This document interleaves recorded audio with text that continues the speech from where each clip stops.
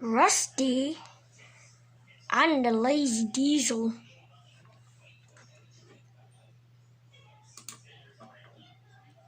Rusty had been called to Boulder Quarry because the Blue Mountain Quarry was too crowded for him, and he had to be put back on maintenance because there was nothing for him to do at the Blue Mountain Quarry.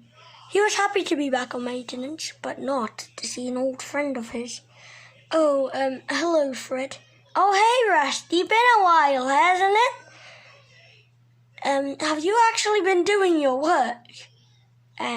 Well, I've been breaking down a lot, like right now. Rusty could actually hear Fred's engine. Fred thought Rusty wouldn't care for that bit. Said Rusty in his mind. Well, we better get some shut-eye. You better get some shut-eye. What am I going to do with him? Said Rusty. Then Mr. Hugh came. Fred, Rusty, can one of you take me to the Blue Mountain Quarry? I would, sir, but my open cab will get that nice new suit of yours all dirty. And you wouldn't want that, would you? Good point, Fred. Rusty, can you take me? Yes, sir. And Rusty oiled away. He was grumpy. He knew Fred had told Mr. Hugh that, so he didn't have to leave the sheds. Time to get some sleep again, he said. The next morning, Rusty and Fred were at the sheds. Rusty had told Fred to try to do extra work, but he had oiled away to get some oil. That's it. And Rusty oiled away. Where's he going? I'm not working with you anymore, he yelled. Oh dear, what have I done? He said. Now I've not got any help, and I needed that.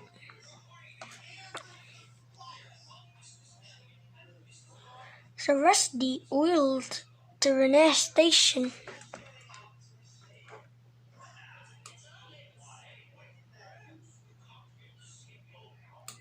He saw the station master running around. Sir, what's wrong? Oh, Rusty, I can't find my keys. Did you check the benches? Yeah, I think I dropped them off a cliff. Sir, have you ever been near a cliff? No.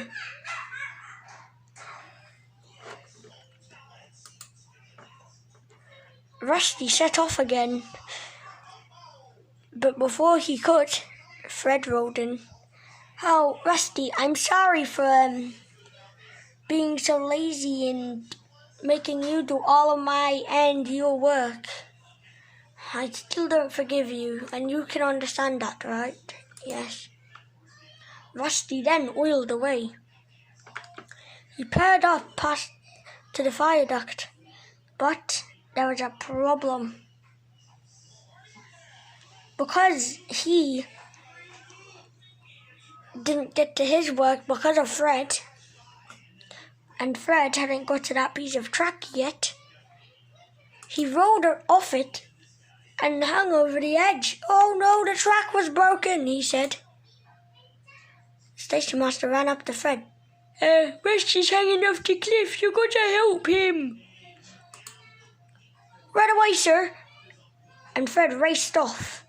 He saw Rusty and was very scared for him. Oh no, Rusty, you okay? I'll be fine as long as I don't fall. Workmen placed some rails in the grass and rock. It was uncomfortable on the engine's wheels, but Fred had to do it. He coupled up to Rusty and pulled. And he pulled and pulled and pulled, until finally Rusty was back on the rails.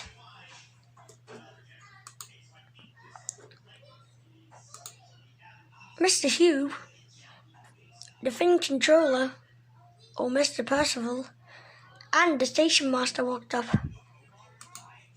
Well, Fred, said Mr. Hugh, you may have been a bit lazy, but You did do a very heroic act today. Yeah, you have. Yes, you have. Rusty, it wasn't very good of you to leave all your work just because of Fred. But he's proven himself, and I trust you. You will not be lazy from now on. Oh, and turns out you did find my keys. They were at the viaduct, but you sort of ran them over. Oh, sorry, sir. 3 cheers and peeps for Rusty. Hip, hip, hooray! Hip, hip, hooray! Hip, hip, hooray! And Rusty and Fred work on the line all the time together now, having a good time doing it.